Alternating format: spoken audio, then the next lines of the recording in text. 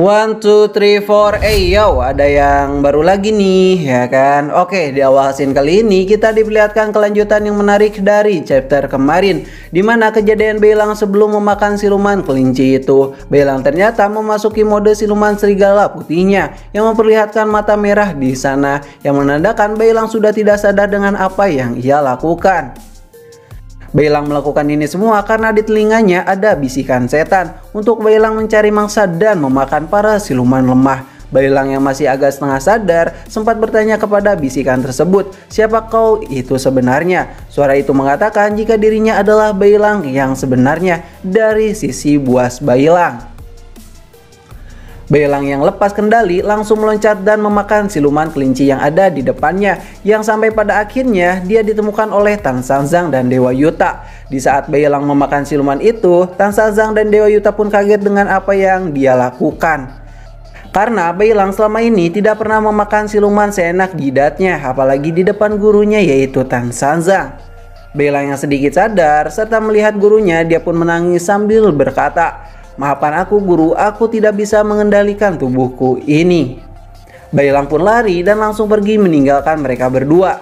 Dewa Yuta yang melihat itu bertanya-tanya kepada Tan Sanzang, kenapa ini bisa terjadi. Namun Tan Sanzang yang panik dan khawatir kepada Beilang yaitu muridnya berkata, "Aku juga tidak tahu apa ini yang terjadi. Tapi yang terpenting kita harus mengejar Beilang terlebih dahulu sebelum ia pergi begitu jauh dan terlalu jauh. Karena jika dia pergi terlalu jauh, maka sesuatu yang akan mengerikan akan terjadi." Sementara itu, scene pun berpindah ke Istana Naga Laut Timur, di mana kita diperlihatkan seseorang sedang berusaha berdiri dan berkata, "Sial, kalian berdua. Kalian pikir dengan serangan combo kalian, seorang babi jantan ini akan kalah begitu saja?" Sambil berlari dan menghantamkan garpu 9 giginya itu.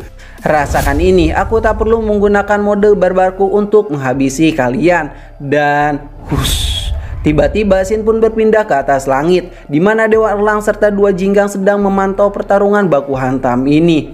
Dewa Erlang yang kurang semangat tak ingin turun tangan karena menurutnya menyerang pasukan naga yang lemah hanya membuang waktunya saja. Kemenangan surga sudah terlihat jelas di sana. Sementara itu, kedua jinggang yang tersisa meminta izin kepada Dewa Erlang untuk join baku hantam, guna untuk mengakhiri pertempuran konyol ini dan memperjelas kemenangan atas surga. Lalu para jinggang itu pun meloncat begitu saja. Dewa Erlang yang masih merasa aneh dengan perang ini berkata, "Kemana Ause sang Raja Naga Laut Timur? Kenapa hanya Cubaji si babi saja yang terlihat baku hantam di sini?" Baji yang masih baku hantam menghantam jinggang gendut itu dengan sangat keras. Akan tetapi jinggang itu mampu menahan serangan lemah baji itu, dan bahkan mampu membuat baji terpental begitu saja. Baji terpental langsung disambut oleh jinggang yang berewok. Ia dihajar langsung oleh pukulan yang begitu keras, namun baji masih bisa menepis serangannya itu. Akan tetapi serangan itu hanya pengalihan.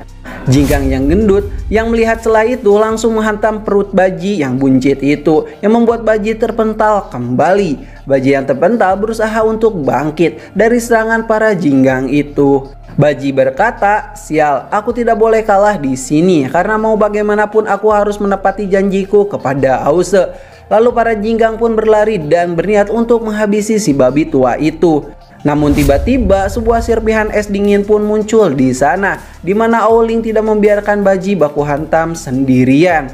Aoling yang khawatir kepada baji berkata, "Bagaimana keadaanmu babi ganteng?" "Hehe, tenang saja, ini bukan apa-apa. Bahkan jika langit runtuh pun aku masih bisa menahannya untukmu." Para jinggang yang merasa diremehkan mulai muak dengan baku hantam ini. Mereka bersiap-siap untuk menyerang baji dan Aoling dengan kekuatan penuh mereka. Namun tiba-tiba serangan dahsyat pun muncul dari belakang mereka, yang membuat salah satu prajurit langit terpental dan mati begitu saja di depan para jinggang itu. Di saat jinggang yang agak jabrik berbalik, tiba-tiba bam, pukulan tangan raksasa pun menghantam mukanya yang membuat dia terpental di sana. Yang ternyata pukulan dahsyat itu dilakukan oleh para kingkong-kingkong raksasa yang dipimpin langsung oleh sang putri Raja Naga Utara, Aubing. Mereka datang dengan jumlah yang sangat banyak sebagai bala bantuan untuk Naga Laut Timur. Aubing berteriak, "Ayo semuanya, hajar, hajar dan hantam mereka sampai mereka kembali ke langit." Baji dan Aoling yang melihat bala bantuan datang mulai makin percaya diri. Akhirnya bala bantuan pun datang. Para Jinggang yang melihat pasukan naga laut utara berkata, "Hah? Bagaimana bisa mereka ikut campur akan hal ini?" Para Jinggang yang marah langsung baku hantam kembali. Si gendut menyerang dengan segel kuat di tangannya untuk menghajar Aobing dan para King Kong itu. Namun di saat mereka menyerang, tiba-tiba para naga-naga kecil pun muncul di sana dan menghentikan pergerakan para Jinggang itu. Para Jinggang yang kebingungan atas apa yang terjadi berkata, "Anyim, apalagi sekarang?" Di saat mereka melihat sosok itu, mereka pun mengenalinya, yaitu Raja Naga Tianqi. "Hah? Raja Naga Tianqi? Dia itu masih tidak menarik," ucap Dewa Erlang yang masih santai di sana. Aobing yang melihat debut baku hantam Raja Tianqi berkata, "Sugoi, kukira kau tak akan ikut baku hantam di sini, sang raja." Tianqi berkata, "Rasanya jika melihat situasi yang membagongkan seperti ini, aku juga harus ikut campur dan tak mau berdiam diri begitu saja." "Terima kasih Raja Tianqi, kau selalu membantuku," ucap Aobing. "Tentu saja ini bukanlah masalah. Lihatlah ini baik-baik, Aobing." Raja Naga Tianqi pun mulai bersiap-siap untuk menghajar para Jinggang itu. Para Jinggang yang melihat perubahan aneh dari Raja Naga Tianqi berkata, "Awas, bersiap-siaplah, aura Raja Naga itu bukanlah kaleng-kaleng." Dan benar saja, Naga Tianqi pun berubah ke mode raksasa merah naganya yang sangat mengerikan itu. Kalian rasakanlah ini kekuatan dari sang Raja Naga Tianqi. Roar. Begitulah kurang lebih suara naga merah itu.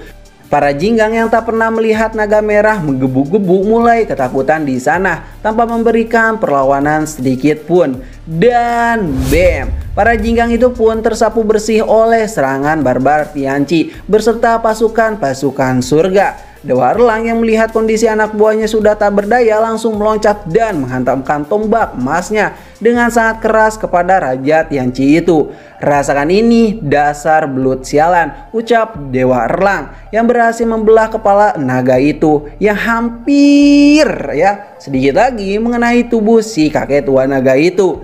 Serangan Dewa Erlang pun terhenti saat mendengarkan serta merasakan aura dahsyat dari atas langit. Hah? Cahaya apa itu?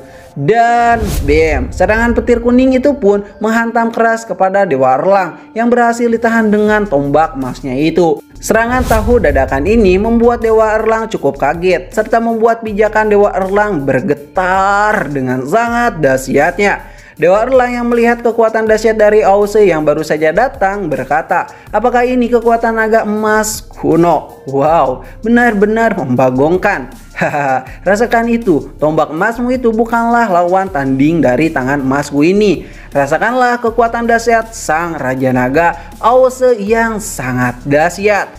Dan chapter kali ini pun berakhir di sini. Terima kasih sudah nonton channel ini. Like aja jika kalian suka, dislike aja jika kalian tidak suka. Kami Ceritain pamit dan sampai jumpa di next video. Bye bye.